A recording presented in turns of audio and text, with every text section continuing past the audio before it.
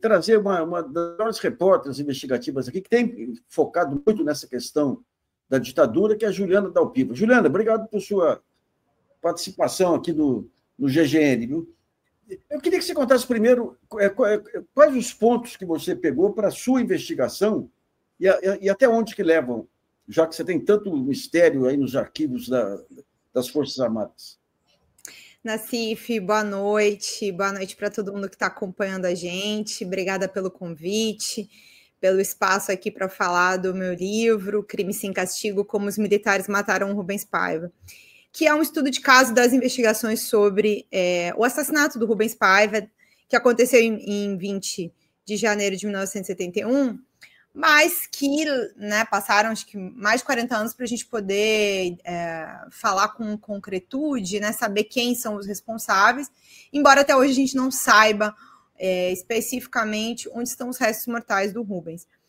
Então, eu comecei pesquisando e entendendo, sobretudo, o Centro de Informações do Exército. Na ditadura, as três forças armadas tinham agências de inteligência. Elas existem até hoje, mas naquela época, dentro de um trabalho para a presidência da República, para caçar, assassinar, torturar, desaparecer opositores, mas também quem a ditadura bem entendesse, não só os integrantes dos grupos que fizeram parte da luta armada. Então, o Rubens mesmo é um caso desse, que é uma pessoa que foi presa em casa, desarmada. Então, eu comecei, porque eu acho assim, o Centro de Informações do Exército era onde estavam oficiais ligados ao gabinete do ministro do Exército, a cúpula do regime. E aí é curioso, como, enfim, é um ciclo meio que completo da minha vida. Eu acabo, ao investigar eles,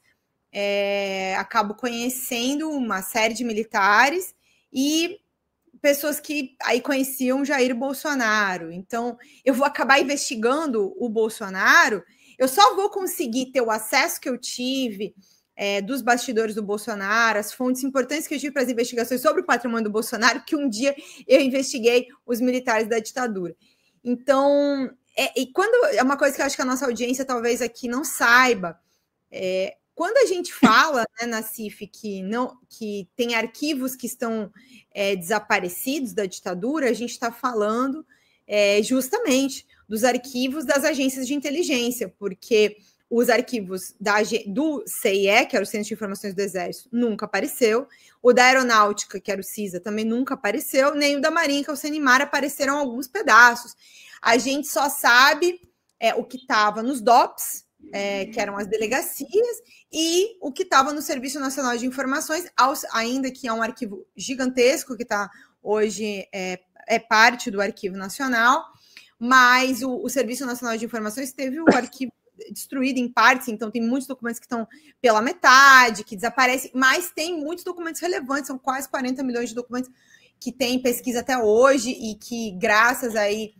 a um trabalho que foi feito muito importante durante o governo da ex-presidente Dilma Rousseff, foi possível pesquisar nesses arquivos que ficaram ali de 1960 até 2012 fechados, só foram abertos em 2012. Então, assim, eu estudo muito o SNI, que eu acho que é um dos arquivos mais extensos que a gente tem para pesquisar, e ainda tento aqui e ali ouvir militares desse período, eu me dediquei muito a isso. Muitos morreram, e sobretudo nesses últimos 10 anos, teve,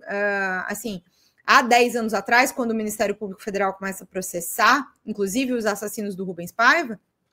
muitos estavam vivos ainda. De lá para cá, muita gente morreu, então, cada dia que passa é meio que um relógio, para o Supremo decidir o limite da lei de anistia.